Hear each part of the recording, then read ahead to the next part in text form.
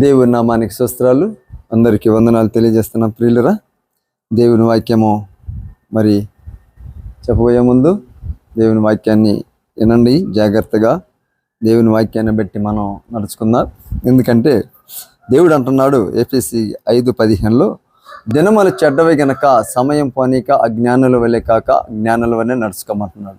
యోహాను సువార్త 3:16లో అంటాడు, దేవుడు లోకముని ఎంతో ప్రేమించను అంటున్నాడు. పిల్లలు గమనించండి, ఇక్కడేమో దినములు చెడ్డవి గనక మీరు సమయం పోనీక అజ్ఞానుల వలె కాకుండా జ్ఞానుల వలె నడుచుకోమంటున్నాడు. కానీ యోహాను 3:16లో అంటాడు, ఇదిగో దేవుడు లోకముని ఎంతో ప్రేమించి తన కుమారుని లోకంలోకి పంపిన. పిల్లలు గమనించి, దినములు ఆనాడు యెహోవా దేవుడు భూలోకం వైపు తొంగి చూడగా భూమి ఎలా ఉన్నదంట?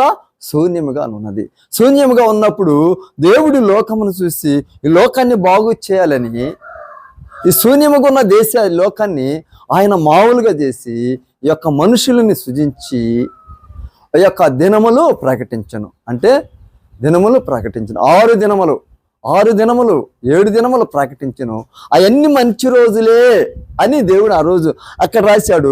కానీ ఇక్కడికి వచ్చిన తర్వాత మళ్ళీ ఏమంటున్నాడు కొత్త నిబంధనలో, దినములు చెడ్డవి గనక సమయం పోనీక అజ్ఞానుల వలె కాక జ్ఞానుల వలె నడుచుకోండి. ఏ దినము ఏమి సంభవించినో అది మీకు తెలియదు, మీరు జాగ్రత్తగా.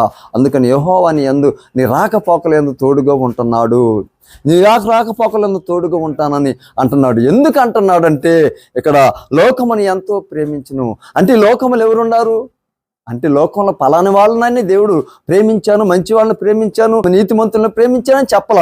లోకముని ఎంతో ప్రేమించును. లోకములు ఎవరున్నారు? తాగుబోతులు, తిరుగుబోతులు, దొంగలు, వ్యభిచారులు, ఇదిగో మటలు చేసేవాళ్ళు, మానభంగాలు చేసేవాళ్ళు, ఇదిగో వాళ్ళు ఎట్ట పెడితే అట్ట మాట్లాడేవాళ్ళు, అడ్డగొలిగి తిట్టేవాళ్ళు, వాళ్ళు ఎలా పెడితే అలా జీవించేవాళ్ళు లోకములు అందరూ ఉన్నారు. కానీ యేసు ప్రభు లోకాన్ని అందరి మీద ప్రేమించును. వర్షం ఎవరి మీద పడుతుందంట?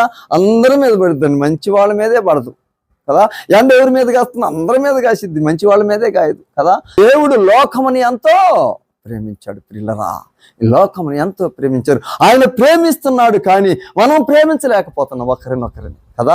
అత్తగాళ్ళకి సమాధానం లేదు, అన్నదమ్ములకు సమాధానం లేదు, అక్కజల్లెలకు సమాధానం లేదు, బంధుమిత్రులకు సమాధానం లేదు, ఎవరికి సమాధానం లేదు. ఎవరినెవరిని ప్రేమించలేకపోతున్నాం. సేవకులే ప్రేమించలేకపోతున్నారు. ఎందుకంటే ప్రేమను గురించి చెబుతారు కానీ ఆ ప్రేమ వాళ్ళలో లేదు. అందుకని అంటాడు కదా, దినములు చెడ్డవి గనక మీరు సమయం పోనీక అజ్ఞానుల వలె కాక జ్ఞానుల వలె నడుచుకోనండి. పిల్లలు, జ్ఞానులు ఎవరు, అజ్ఞానులు ఎవరు అంటే, దేవుని మాట వినేవాడు జ్ఞాని, తనను తాను తగ్గించుకున్నవాడు జ్ఞాని. లోకముల పిల్లలు, చాలా మంది ఆనాడు ఎవరిని పిలుచుకున్నాడు యేసు ప్రభు?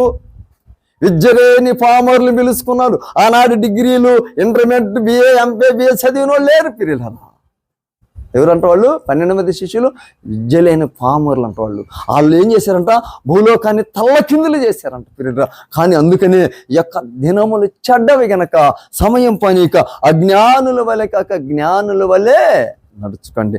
జ్ఞానం అంటే ఏంటంటే, తనను తాను తగ్గించుకున్నవాడు ఈ లోకంలో జ్ఞాని. దేవునికి లోబడ్డవాడు జ్ఞాని, దేవుడి మాటలు వినేవాడు జ్ఞాని, దేవునికి లోబడేవాడు జ్ఞాని. యేసు ప్రభు సిలువనేసినప్పుడు 2 దొంగలు ఉన్నారు పిల్లరా. 2 దొంగలు ఒకడు అంటాడు, నువ్వు నిజమైన దేవుడు అయితే, నువ్వు నిజంగా దేవుడు అయితే నువ్వు రక్షించుకొని మమ్మల్ని రక్షించమని అడిగినప్పుడు 2 దొంగ అంటే, నోరు మూసుకోరా, ఈ శిక్ష అయితే మనకి తగ్గిందే, కానీ ఈ శిక్ష ఆయనకు తగ్గింది కాదు. ఎందుకంటే మన అక్రమాలు, అన్యాయాలు, పాపాలు అనేక మందిని చేసిన, కానీ ఆయన యందు ఏ దోషము లేదు, ఆయన ఈ శిక్షకు పాత్రుడు కాడు అంటాడు. అయ్యా, ఇదిగో నువ్వు పరలోకంలో వచ్చినప్పుడు నన్ను జ్ఞాపకం చేసుకోమన్నప్పుడు ఆ దొంగను అంటాడు, ఇదిగో నేడు నువ్వు నాతో పరదేశంలో ఉందువు గాక. అలాగనే మనం కూడా పిల్లల, నేను రేపు రక్షణ పొందుతా, ఎల్లుండి రక్షణ పొందుతా, జనవరి 1కి రక్షణ పొందుతా కాదు. దినములు చెడ్డవి గనక ఎప్పుడేమి జరుగును నీకు తెలవదు గనక నువ్వు ఈరోజే, నీకు సమయం ఉండంగానే జీవమరణం నీ ఎదుట ఉంచాడు ప్రభు. నువ్వు జీవం ఉన్నప్పుడే ప్రభుని తెలుసుకో.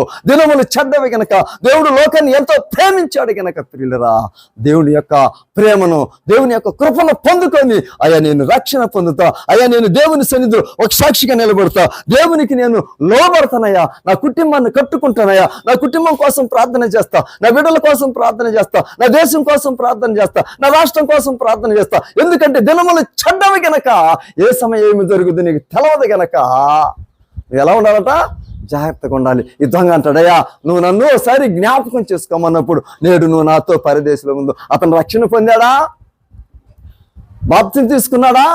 లేదు. యేసు ప్రభువుని తను తగ్గించుకున్నాడు. అతను ఎవరంటే జ్ఞాని. ఈ రెండో వాడు ఎవడంటే అది అజ్ఞాని. వాడికి తెలవదు యేసు ప్రభు గురించి. అలాగనే కొంతమంది మన క్రైస్తవులైనప్పుడు కూడా మనకి కొంతమంది తెలవదు యేసు ప్రభు ఎవరు, ఇంకా అజ్ఞానుల వలె ఉంటున్నావు. అందుకని జ్ఞానుల వలె ఉండి నిన్ను నువ్వు తగ్గించుకొని లోకంలో యేసు ప్రభుకు లోబడతావా? నిన్ను నన్ను దీవించే దేవుడు యొక్క చిన్న వాక్యాన్ని దేవుడు దీవించునుగాక. ఆమేన్.